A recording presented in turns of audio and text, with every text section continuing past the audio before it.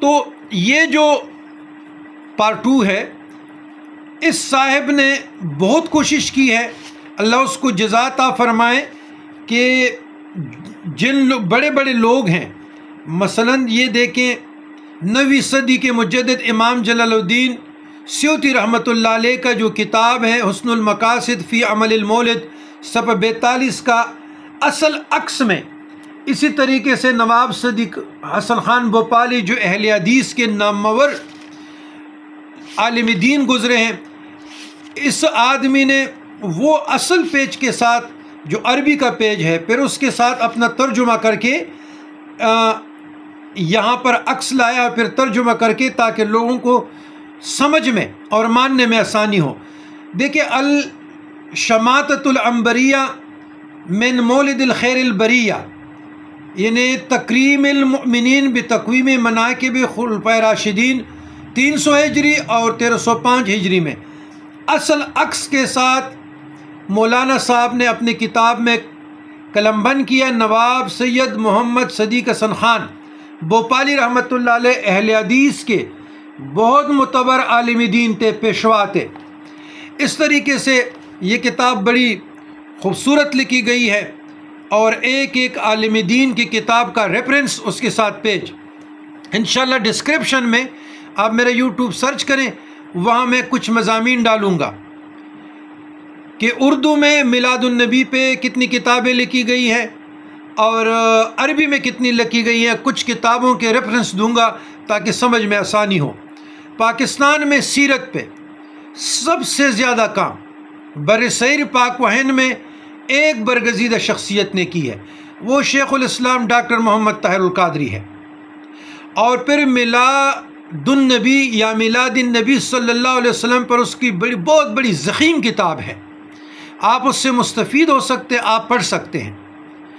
باقی مختلف علامہ عبدالحق محدث دلوی رحمۃ اللہ علیہ نے سیرت پہ لکھی ہے، مدارج النبوت، ملا کاشفی رحمۃ اللہ علیہ نے معارج نبوت لکھی ہے، اس طرح مولانا عبدالرحمن جامی رحمۃ اللہ علیہ نے لکھی ہے، اس طرح سیرت رسول عربی ڈاکٹر طاہر القادری صاحب کی ہے، کتنی جلدوں میں ہے۔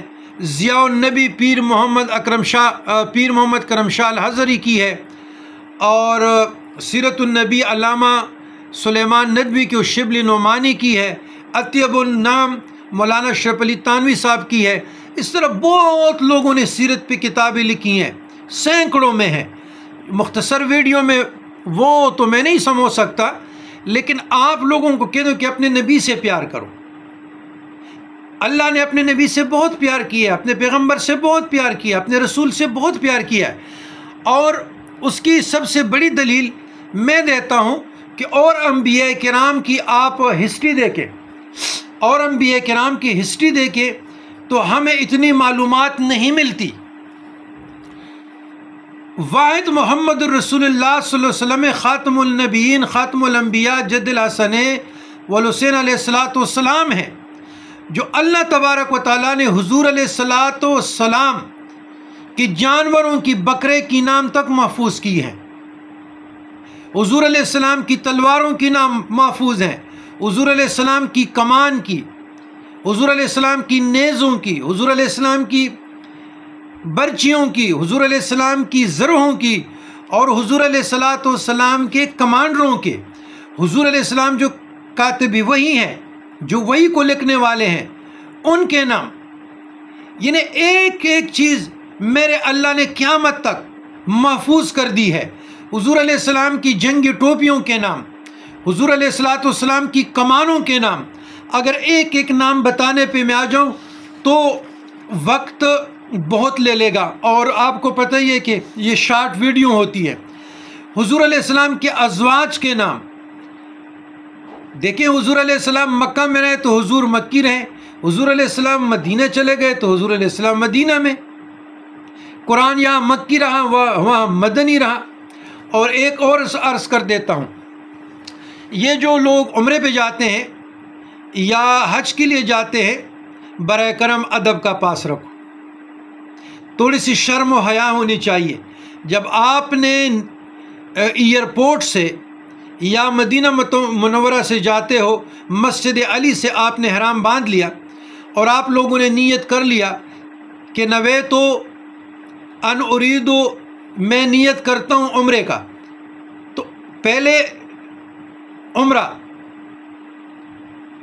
آپ پہ کچھ بھی نہیں تھا، آپ نے نیت کر لیا تو کیا ہوا؟ واجب ہو گیا۔ اب واجب کا تارک فرائض کے قریب ہے، جو فرائض کا متروک ہو جاتا ہے تو گناہ کبیرے تک بات چلی جاتی ہے، گناہگار ہو جاتا ہے۔ آپ اس وقت سے لے کر عمرے کے اختتام تک کوئی فضول بات نہیں کر سکتے، کوئی لہو لب والی بات نہیں کر سکتے، ذکر کرے، درود شریف پڑھے، استغفار پڑھے، قرآن کی تلاوت کرے، جہاز میں بھی۔ پھر جب آپ کعبۃ اللہ کی طرف جاتے ہیں تو میرے بھائیو یہ بتائیں کہ آپ وہاں احرام کی حالت میں ہوتے ہیں، کوئی کعبے کی دیوار کے ساتھ چمٹا رہتا ہے، کوئی وہ